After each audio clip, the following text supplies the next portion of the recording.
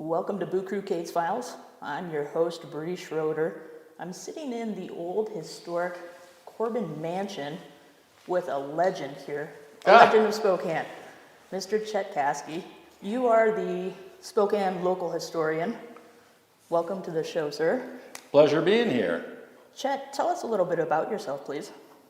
Well, Bri, I'm an old man. I'm 70 years old. I grew up in New Orleans and came here for retirement about 17 years ago into Spokane. I do want to take a moment, though. You have written some books and you have upcoming events. Would you like to tell us a little bit about it so that the listeners can come see you and pick those books up? Well, I did for about a decade. I did walking tours of paranormal sites downtown. I'm getting a little older now. I no longer do that as much, but I do historical talks.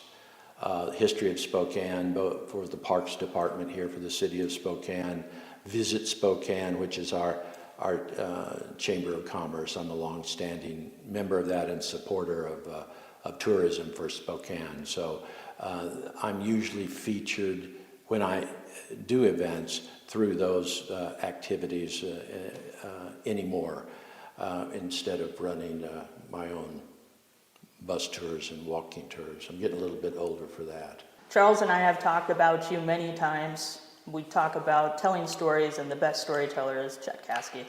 I think that you have a story to share, though, about Corbin Mansion. Could you tell us a little bit about it? We're sitting in Corbin Mansion. It was built completed, I should say, in 1898. By a multi-millionaire, Daniel Chase Corbin, who in America's very cruel, gilded age of tyrants and terrible men, I would guess he would be a poster child. He would be one of the ones we think of when we think of America's gilded age. He was a tyrant. He was very cruel. He was very, very, very rich. And he treated almost everybody around him with contempt. He built this mansion for himself and his wife and two children. His wife was Louisa Jackson. But when he brought Louisa here, he was a builder of railroads. So when he brought Louisa here and his two children in his private railroad car, they got a taxi, or the 19th century equivalent of a limo, up here on the hill to this mansion, and she got out and famously said, and it was quoted in our local newspapers, Spokane is, quote, a dirty little place with dirty little people, end quote. And she refused to stay here even one night in the mansion, demanded to go back to her private railroad car and then be taken back east and a house bought for her in Paris. Now, when she said Paris to her husband, she didn't mean Paris, Texas. She meant Paris, Paris. And he did set her up with a house there for her to complete raising their three kids. And he lived here, not essentially, but exclusively as a bachelor. Wow. As he built and controlled railroads and property here and made even more millions. Wow. He built 7 railroads when he was here, and he was the first to build a railroad into Idaho, into the silver and gold regions. Okay. And of course, he demanded partial interest in all the mines that he had laid railroad tracks near, and became fabulously wealthy. Wow, that's an incredible story. Like I said, I had no idea about his wife. I honestly thought that they all lived here happily ever after. No, nobody was happy here, and that includes Corbin himself. Wow. And we are at this very moment, we are guests in this house. The long-standing spirit and hostess of the house, who was originally named Hilda Larson. She was a Swedish immigrant in the 1890s that came to Spokane, barely could speak English. She was just a teenager, and she was 43 years younger than Corbin at that time. And jobs were very difficult to get, And the only job she could get was in this mansion as a charwoman.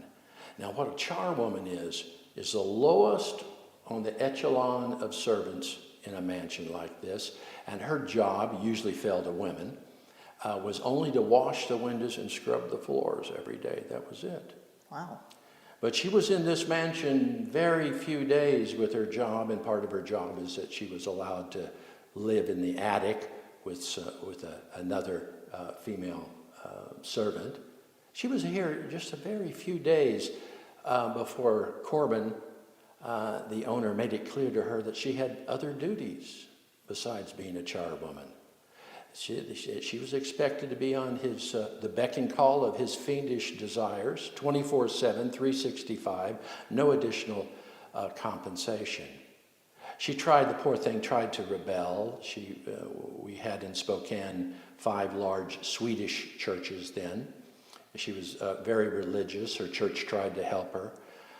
They even tried to get together a fund of money that she could escape and go to Seattle with, but Corbin and his team of lawyers here in Spokane got word of that and ended that.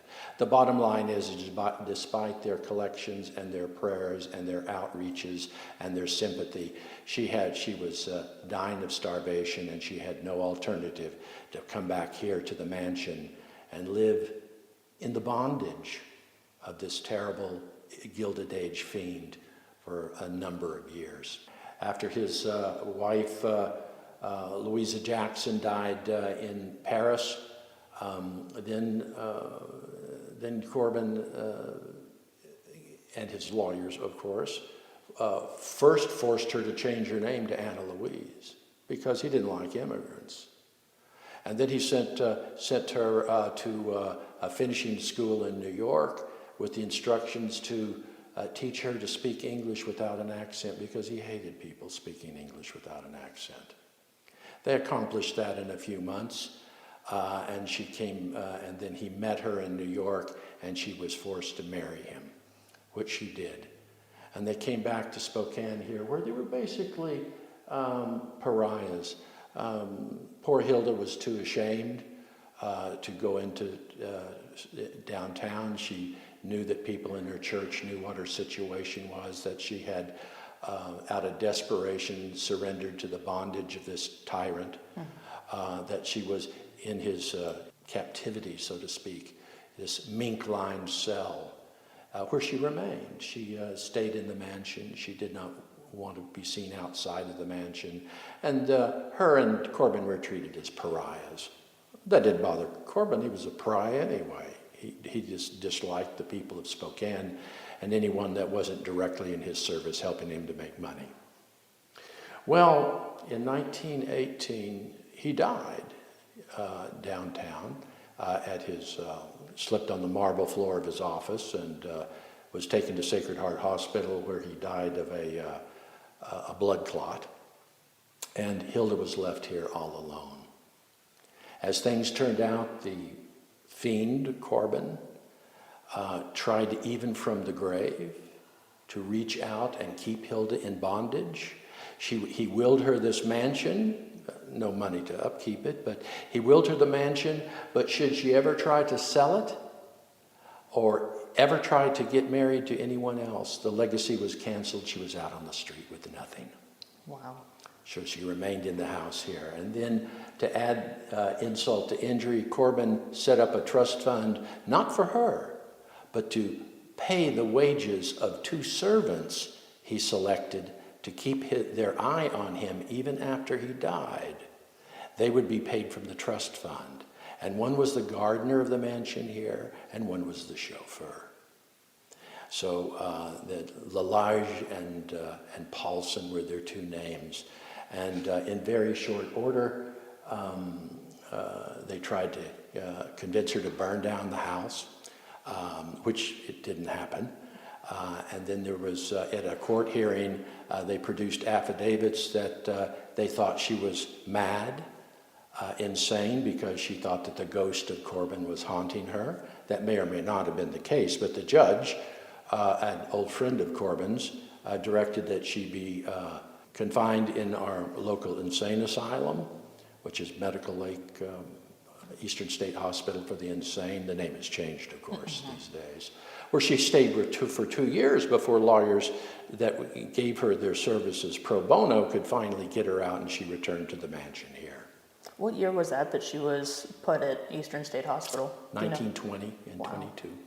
That's just sad. I mean, that whole story of her arrival, and what a sad way to live and not have any control within your own life. Cruelty is immortal, you know, it goes way back. And so when she got out of the Eastern State Hospital for the Insane, she came here, and we're here in the only semi-feminine room in the entire mansion. The rest of it was decorated pretty bleakly by Corbin in his life. But this is the ladies' parlor, and the story was that Anna Louise or Hilda, however you wish to call her name, would get up and get dressed every morning and go and sit in that window box right there that we're looking at in the corner, and that she would look out over the city of Spokane that she was too humiliated and embarrassed to go down to, and she just never left the mansion. And in 1950, she died in the room adjacent to us on a Chase lounge. And part of her last arrangements was that she transferred the ownership of this mansion to the city of Spokane, where it's been ever since 1950. I got involved in the mansion when I have taught various things for our community college, history of divination, ghost lore of Spokane, interesting classes like that, palmistry. And the school got a call from the Spokane Parks Department, it's been maybe 10 years ago, maybe longer, that said there was what they thought was paranormal activity in the mansion here, and asked, because these classes were offered, I was teaching them at the time at the community college, no longer do those classes there. I teach history now, but asked if we could conduct the classes here and look into some paranormal activity that had occurred. One of the things was that in this window box right over here, the staff here for the Parks Department noticed that it's 10 degrees cooler fall, winter, spring, and summer than the rest of the room, let alone the house. It's cold. It's the place where Anna sat. And the room adjacent to us is the dining room, and it's empty now, and it's empty usually, unless there's a setting up for a party, and they would hear clatter of dishes and china and silverware and glasses as if the table was being set for some big party or dinner, and nobody's there. There's not a stitch of furniture in it. Yeah. And then they would also go to various rooms in this mansion, and this is a no smoking facility and has been for many, many years, before it was even fashionable not to smoke. But they would find themselves in the middle of an empty room here in the mansion, and suddenly there would appear a visible cloud of cigarette smoke all around them. And it would last for 30, 40 seconds, 45 seconds, and then disappear visually, smell-wise, with no residual smell whatsoever. Wow. This interested them. Yeah. And since that time, we've had many, I've had classes here in the mansion. We've had psychics here on at least 4 occasions. We've had, Charles Johnson's been here on many occasions with his ghost hunting people, and events like we're having tonight. That's incredible. As far as the activity is concerned, I wasn't aware. This is actually my first time in the building. I was on a tour of yours probably about 4 or 5 years ago, and we had driven up, and you had mentioned Corbin Mansion, and it was a different tour, and we can't go in, and I was really bummed. I'm like, it's so gorgeous. I want to go inside. So now the opportunity is here, and thank you so much for allowing us in. It's very beautiful, and the history, as sad and dark as it is in a sense, really kind of leaves you feeling a little uneasy, to be honest with you. Well, we've had contact with mediums Okay. who believe and swear that it's Hilda, and that Hilda is still here and present in a very strong sense, and that she welcomes visitors here, and she welcomes events like we're having tonight and her story being told, because her story wasn't told in her lifetime, and she wants to. She wants to have her story told. Now, it's our belief at some point when enough people, and of course I've written stories in my books about her as well, at some point she may be satisfied that her story has been told and the air cleaned and her honor restored, at which time she may pass on to other places. We don't know that for sure. Sure. That's just a belief that we have. And there's other ghost stories associated and dark personalities. That cigarette smoke is almost clearly the gardener's, chain-smoking gardener's presence, Paulson. I was going to ask, was, D.C. Corbin known for having any smoking or anything? So it's the No, gardener? it's Paulson, the gardener, Okay. was here. We think. Sure. Now, D.C. Corbin, he left that terrible will, and he died. But one thing him and his high-priced lawyers didn't count on is that Washington law at the time he died is the same as it is today. And that is, despite any provisions of any will, a spouse that survives a dead person has the absolute right to dispose of their body any way they wish. Lawfully, of course. Right. Now, in 1918, when Corbin died, it was very unusual to cremate people in America. A lot of the religions, Christians, Jewish religions, felt that was even sacrilege to cremate a body. Mm-hmm. But what Hilda did is actually have his body cremated, and his bones that were in the cremains ground up. And then she had a special metal steel cube made, and his cremains placed in that cube, and the lid on it welded shut.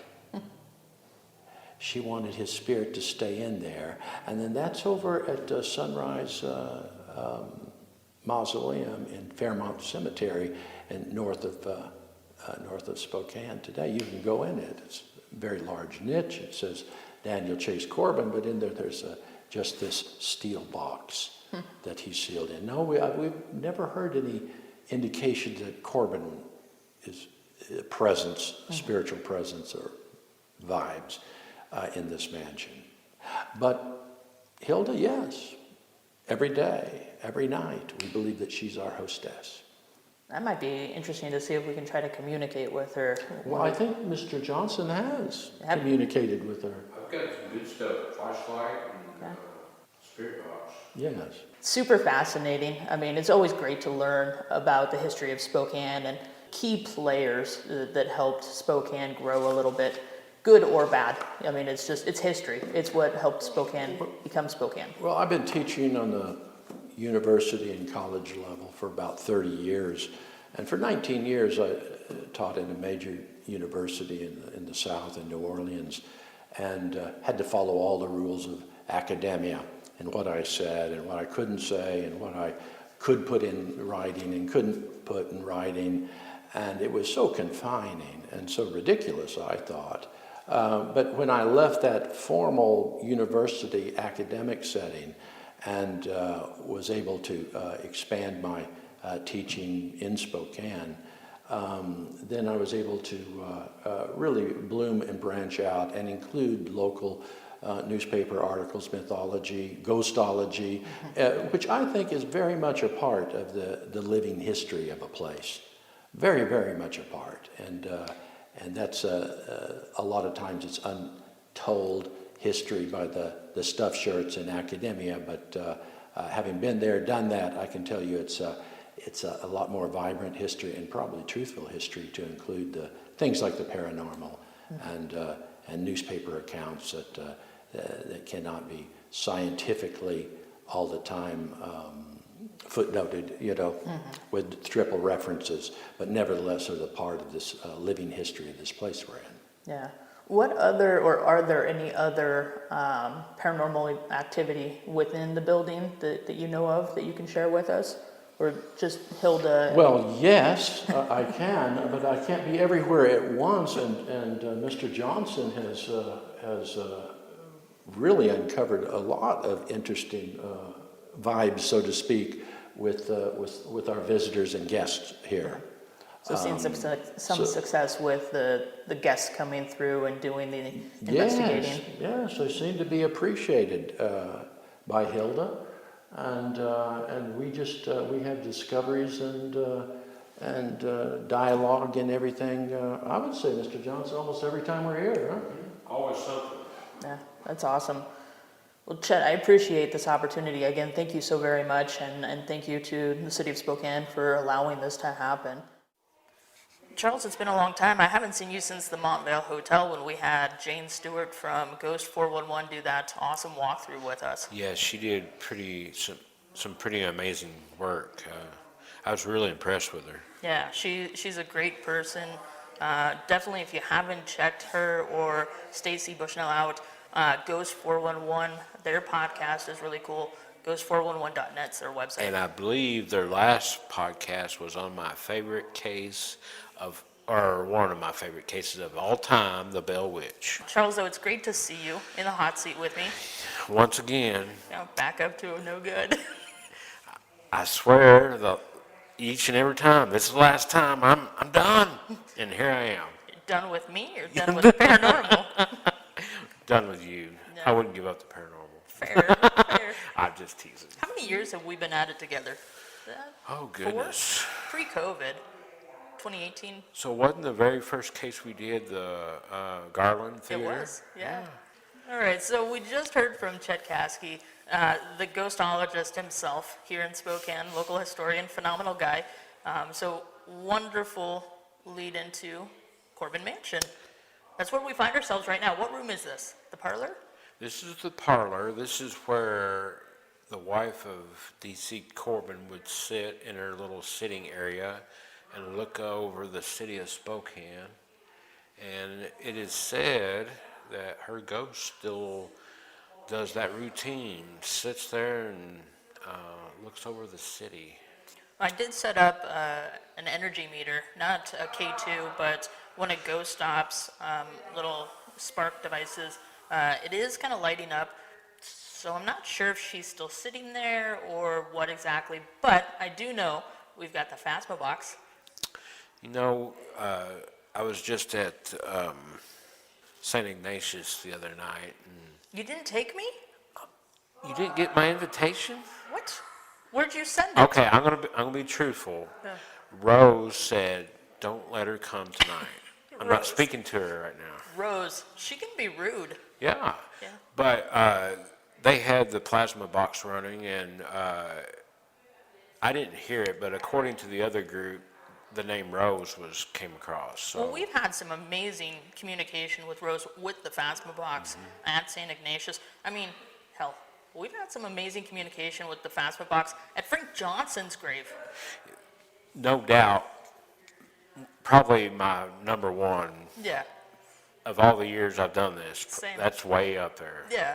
So then how, I mean, we talk about devices and whether they're false positives or listening. We didn't even have the computer on at the time that was happening, like when we were talking about Frank Johnson's life in the President Lincoln's Bodyguard episode. So, I mean, mind-blowing. And we didn't have the Phasma box running when Chet was talking. We didn't have the computer up. I want to roll and see if we've got Mr. or Mrs. Corbin here up in this beautiful place. So let's introduce this Phasma box. It's coming in hot. Okay, now, you heard the screaming sound.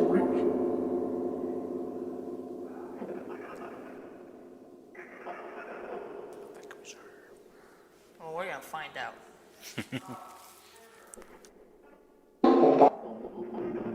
Was somebody screaming? So they were.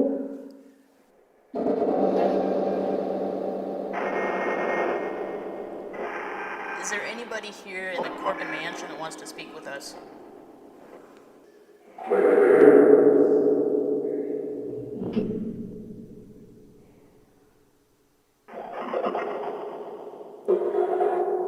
It sounded like it said this is him. Can you tell us your name?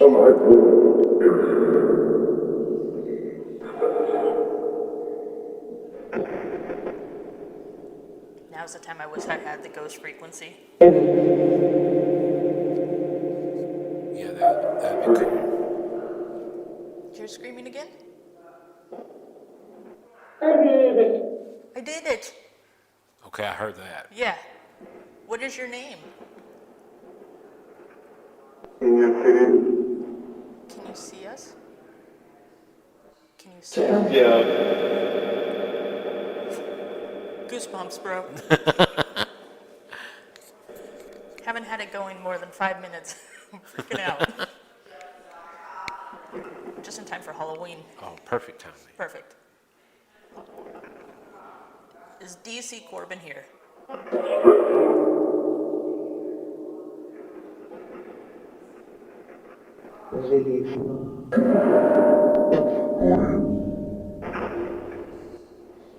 Can you tell me how many spirits are here in the house?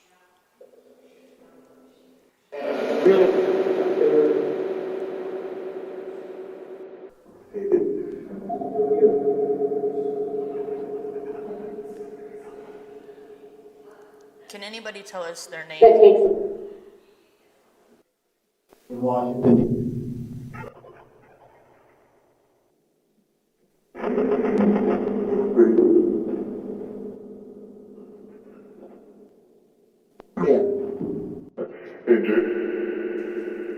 What was Mrs. Corbin's first name? I think it was Anna.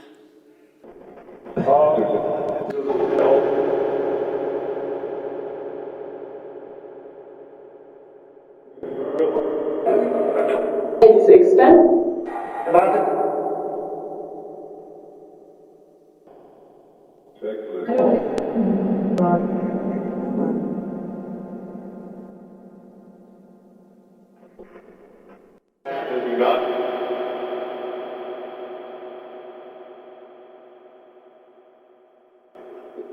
I'm not sure what that was. Something about.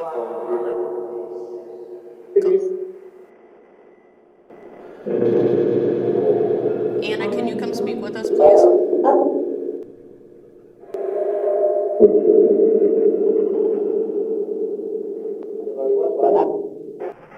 Got there and really. So what does that white light indicate? EMF? Yeah. That's what is somebody sitting by the window?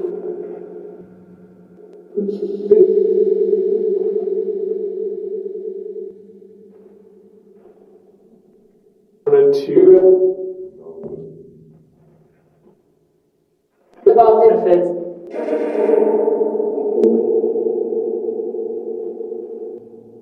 So I don't know. You probably know my good friend here, Charles. He's been here many times. Do you recognize him? It's just like. Okay. I think they agree. They know you. He doesn't really believe anything happens here paranormal. Was that a scream again? So what I'm hoping for is a little reaction. So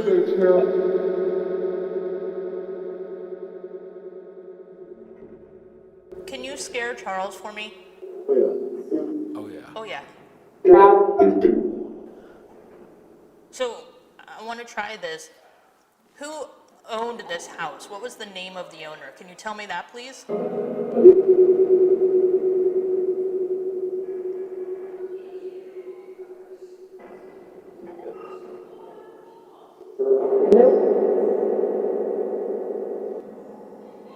Thought I heard like a hello. I thought I heard that too.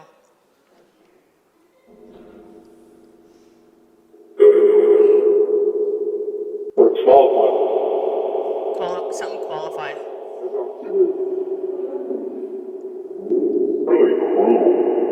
Very cruel. spirits are trying to speak with us.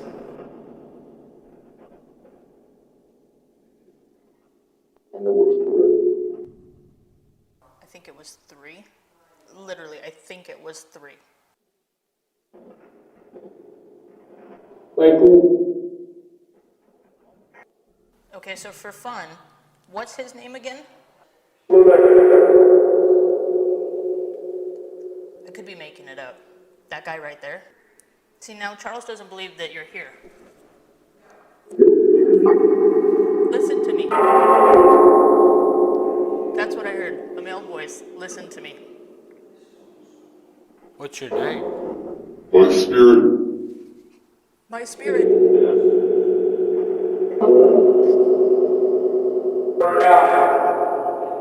Daniel Corbin, are you here with us? Language is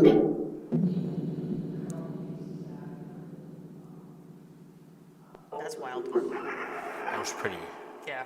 pretty clear.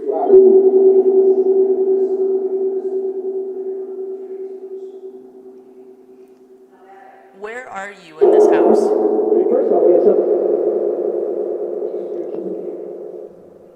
There are 3 different voices there. the wild. The wild. Is somebody upstairs? Can you hear the people talking? Sorrow. Is there sorrow?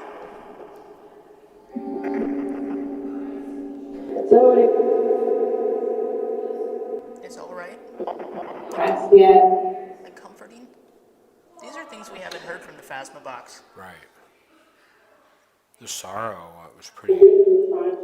I believe he's fine. So it said sorrow, and then a comforting thing was said. I believe he's fine. Who's speaking with us?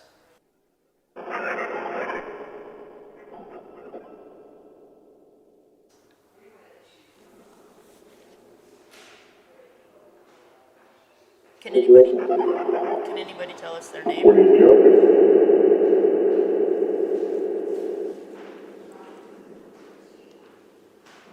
Okay, well, we're gonna have to wrap this up here, I think. Any final messages?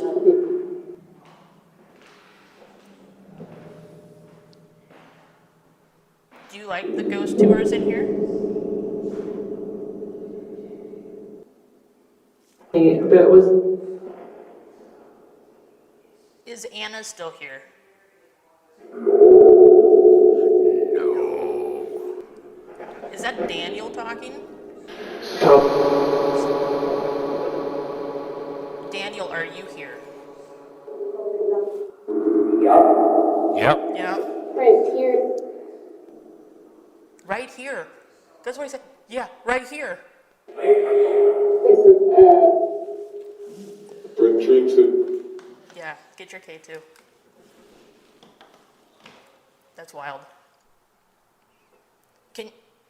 Can you light? Yeah, it's going off. Is it? Yeah. Can you light up all the way to red, Daniel? You can do it. You're almost there, man. Keep going. Guys, this K2 is lighting up like crazy. In the middle of the Oh, room. there's a red. Daniel, if this is you, take credit for it, please. There's no explanation. It's in the middle of the air. There's no electrical around it. Thank you, Daniel. That was the same voice just That a was. minute ago. Yeah. Oh, went to red. PJ. Can you do it again? Go to red? Yep. Oh my gosh. Daniel, why are you still here?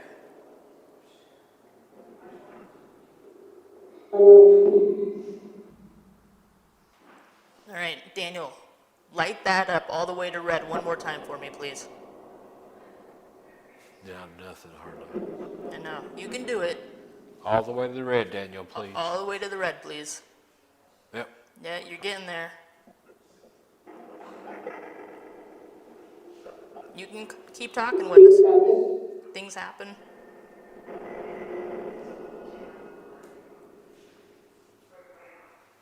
Use all your energy. Turn it to red for us.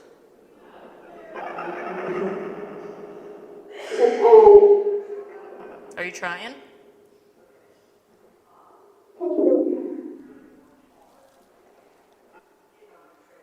That's so weird. All right.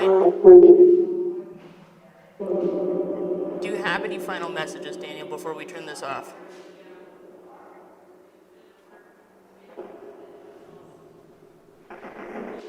Do we have it? Now it's dead. Now it's dead. That's crazy. That is nutty. That was wild. So I think one thing that we can definitely say, we're going to turn off this Phasma box here and wrap this up. Thank you, spirits of Corbin Mansion, for speaking with us. We hope to come back and talk with you again. Thank you. Terrible. Very welcome. Oh. So we end on that high note of Daniel Corbin setting off the K2, taking credit for it, acknowledging his presence here, saying right here, and telling us that Anna's not here. Killer. That was crazy. I mean, folks, we did it just to see what would happen because we're killing time and we had an opportunity. It's not like we were expecting what we got. This was almost like the Frank Johnson episode. I mean, down to the fact of Corbin saying I'm right here, and then lighting up the K2 as we asked. That's nutty. It's kind of like when you expect a lot to happen, nothing does. Yeah. But when you don't, Yeah. kind of like that. We need to shift that mentality when we go to Colfax next. I agree. All right, well, I think that concludes this amazing episode here at Corbin Mansion. Guys, if you haven't checked it out, go to Visit Spokane. Look for the Corbin Mansion events. Chet Caskey, he is just incredible. I want to thank him so much for being part of this episode and also agreeing to work with Charles and myself on future episodes. Until next time, another Boot Crew case files in the works. We'll be back, folks, whether you want us or not. It's true, we've got some big stuff coming.